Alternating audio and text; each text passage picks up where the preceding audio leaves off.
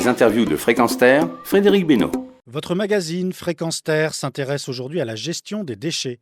Les 2 et 3 octobre prochains se tiendront les Assises nationales des déchets. C'est un rendez-vous qui a lieu tous les 2 ans à Nantes et nous en sommes à la 15e édition. Cela fait donc 30 ans qu'associations, entreprises, collectivités et représentants du gouvernement se rencontrent pour échanger, proposer des solutions et parler des problèmes rencontrés au quotidien sur le terrain. Les Assises des déchets, c'est aussi l'occasion de donner des lignes directrices pour les années à venir.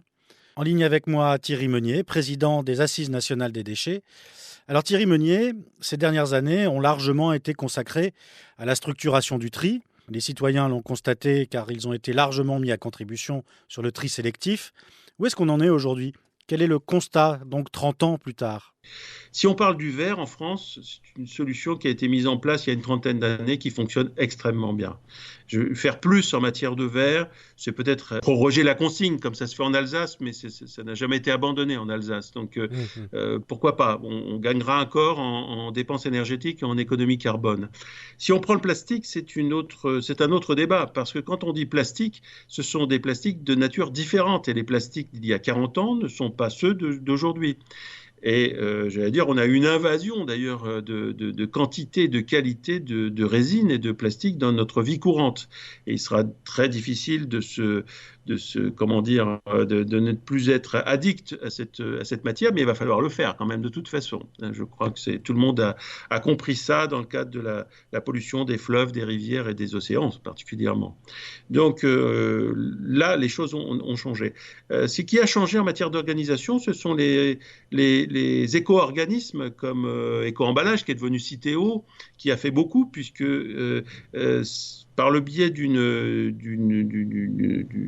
petite taxe à la fabrication ou à la mise sur le marché, on a pu alimenter un système pour faire de la prévention, de l'information du public aussi, et puis mettre en place des systèmes de prise en charge des produits en fin de vie pour pouvoir les réintroduire ou en tout cas les éliminer de manière satisfaisante. C'est la responsabilité élargie des producteurs, c'est un système presque français, j'allais dire, en tout cas très original, qui s'est largement développé donc depuis Éco-emballage, et on a aujourd'hui plusieurs dizaines de filières et des filières encore en préparation. On n'est pas forcément sûr que ça soit toujours la solution, donc c'est aussi en débat dans le cadre de nos prochaines assises. Est-ce qu'il faut faire des REP pour tout ?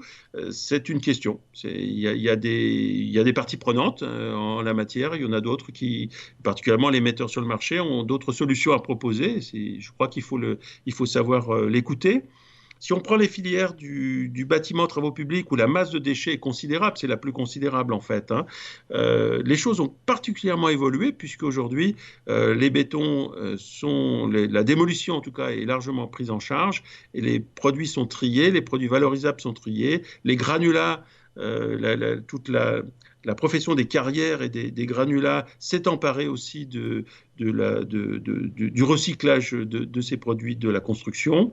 Dans les déchets des travaux publics, on y est. Il y a des plateformes de regroupement des déchets de travaux publics qui permettent de trier les déchets, de séparer les déchets amiantés s'il y en avait pour les mettre en lieu sûr et de réutiliser tous ces matériaux. Donc on peut dire qu'on a beaucoup progressé. Je pense que la progression suivante concernera plutôt la consommation courante des ménages.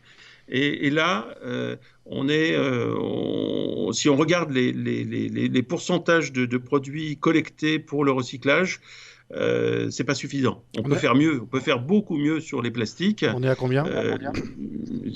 On peut faire 2 fois ou 3 fois mieux si on arrive à convaincre l'ensemble de nos concitoyens. Alors, mais ça reste un problème économique et sociologique. C'est un problème que j'évoquais avec votre intervenante, Claire Estève, c'est oui. Que la collecte ne se fait pas de façon égale non plus selon la ville dans laquelle on habite. C'est-à-dire qu'une ville va prendre les pots de yaourt alors que la ville d'à côté ne va pas les prendre. On manque de repères. Hein. Oui.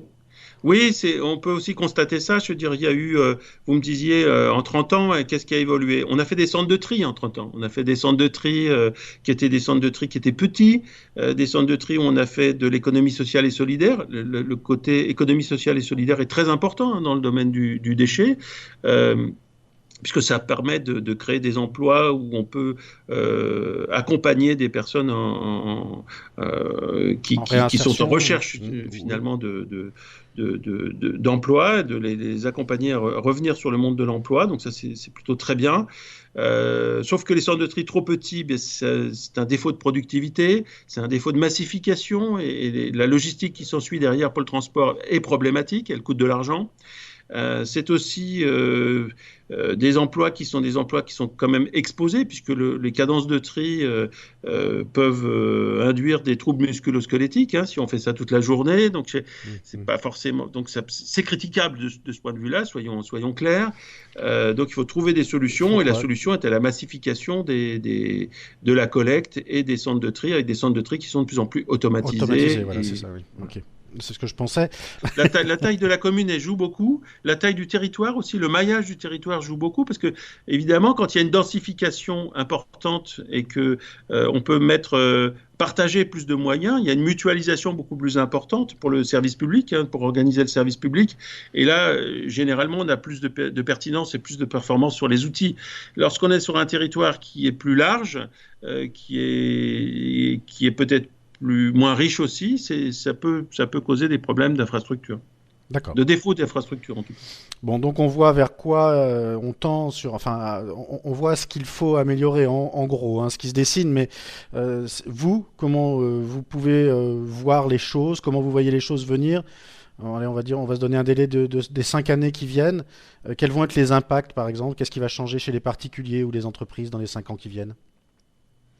Je pense que dans les 5 ans qui viennent, on aura forcément un niveau de recyclage beaucoup plus fort, parce qu'il y a des obligations, c'est plus que des préconisations, il y a des obligations, il y a des contrôles de l'État, qu'il y a des filières qui sont bannies, j'allais dire presque l'enfouissement, mais sans être bannies, parce que moi je n'ai aucune préférence pour une filière, mais je n'ai pas non plus de défiance pour aucune des filières. Je pense que toutes les filières se valent et qu'elles ont leur articulation dans le maillage territorial et en matière économique.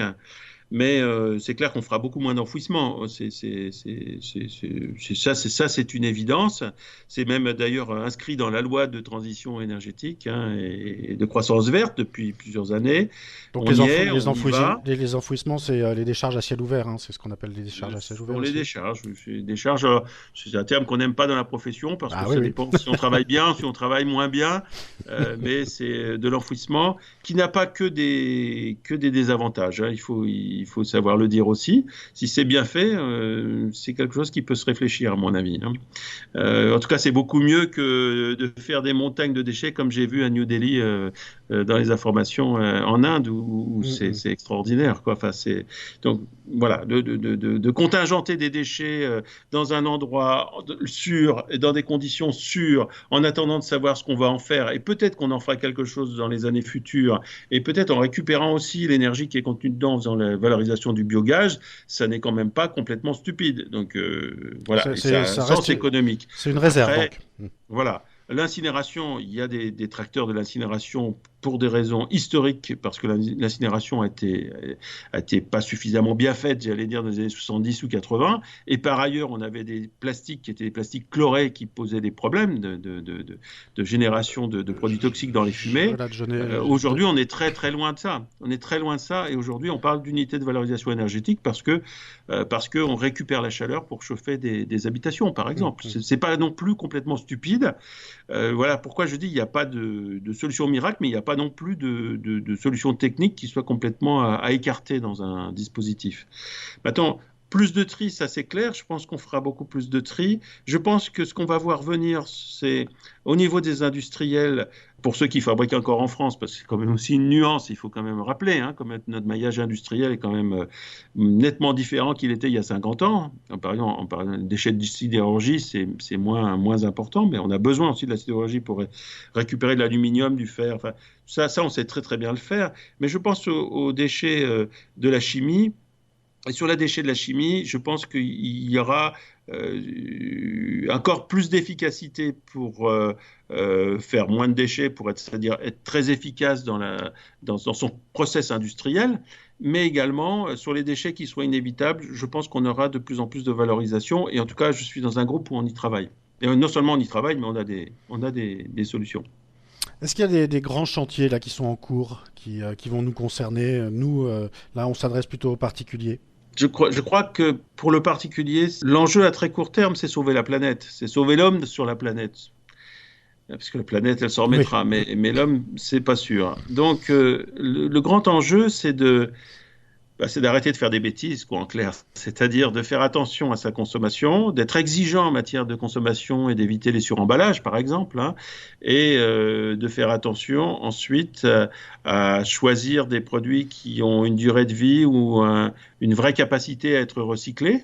Et ensuite d'orienter tous ces produits de consommation au bon endroit et de le faire collectivement, de s'entraider pour le faire, voilà, d'optimiser aussi, je crois que c'est des choses importantes, notre consommation énergétique pour prendre en charge tous ces déchets. Je pense en particulier au fait que les points d'apport volontaires dans les zones rurales c'est une très très bonne solution puisque on fait une économie de camions tous les jours pour venir collecter des masses qui ne sont pas forcément considérables.